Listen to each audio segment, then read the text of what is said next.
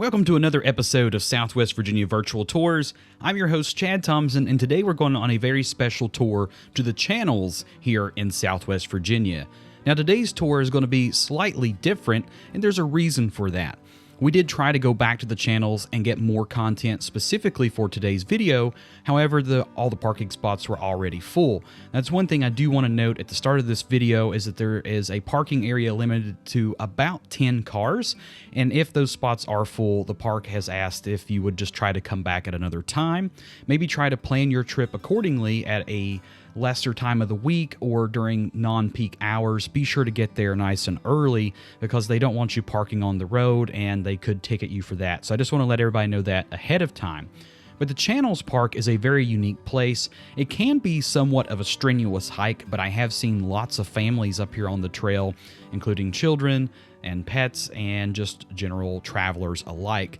Now, this trail is somewhat inclined, but there is a lot of beauty to see.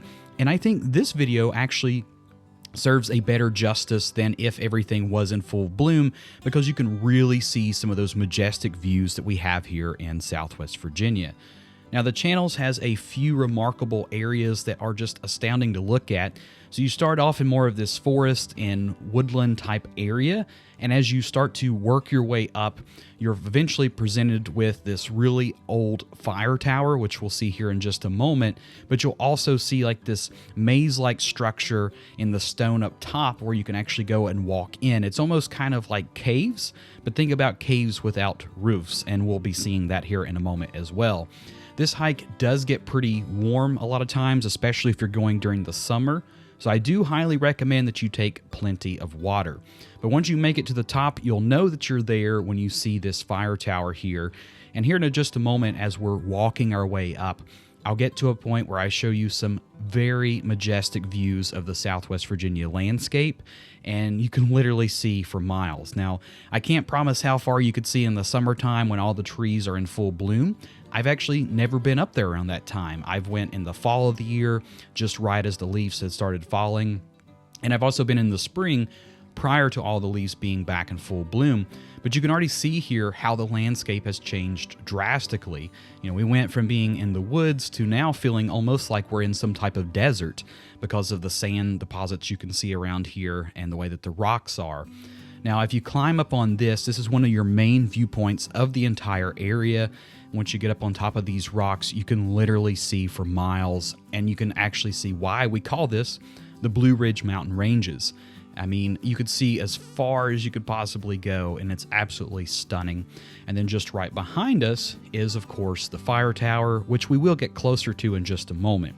Now, with the fire tower, there are a lot of steps missing, and that's to keep you from climbing up on it because that actually is prohibited. This thing was built, I believe, in the 1930s. We'll get a close-up here in just a moment. So I know I myself would not want to climb up on this thing. I'm sure the views are fantastic, but this thing is a little bit shaky, and I just really do not trust this kind of structure here, so do not climb on this fire tower, please. But the Channels is such a wonderful place, and you know, it is a tough hike, but you really get your workout, and once you get to the top, it's definitely worth it. I do recommend trying to go as early as possible because there are points of this hike where you're completely exposed to the sun, and it gets extremely hot.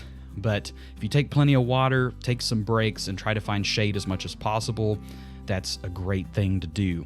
We also pack small lunches. Usually these consist of like nuts and berries and cheese and things to kind of help give you back that energy. And you'll see here in just a moment where we take our little lunch breaks once we get to the very top.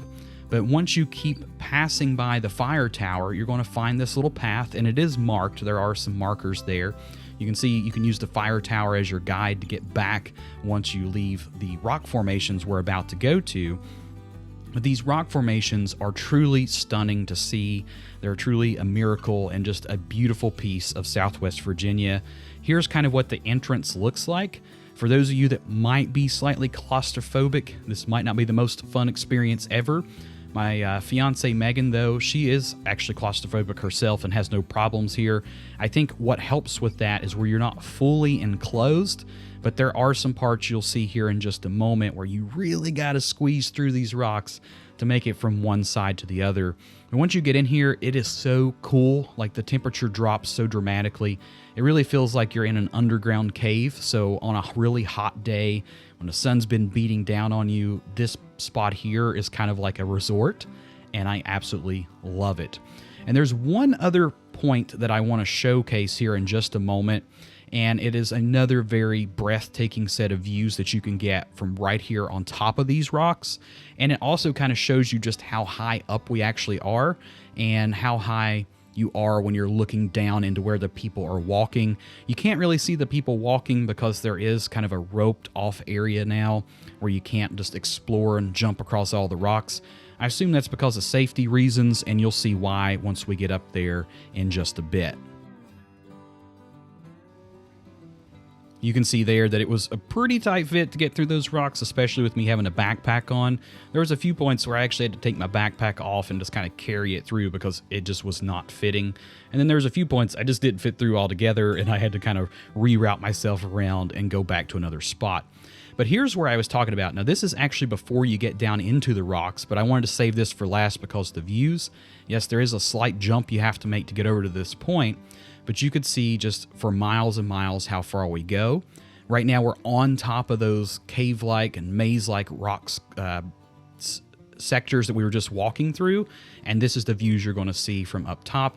And this is also where we typically like to have our little kind of lunch break if there's not a lot of people around. The particular day we went, we were lucky to not encounter a ton of people. But that's pretty much what you're going to see when you go to the Channels Park in Southwest Virginia. I'll include links in our blog post and here on YouTube, how you can get to the park and things that you can expect, and some photos to be included with that as well. This here is just a little bit of clips on our walk back down the mountain, but I hope you enjoyed today's video. I know it was a little bit different, and we'll get back to the normal type of virtual visit content soon. I just wanted to let you know again today that we did try to go back here, but the park was full. It's been a very rainy week for us here in Southwest Virginia, so we've had a few missed opportunities there for videos as well.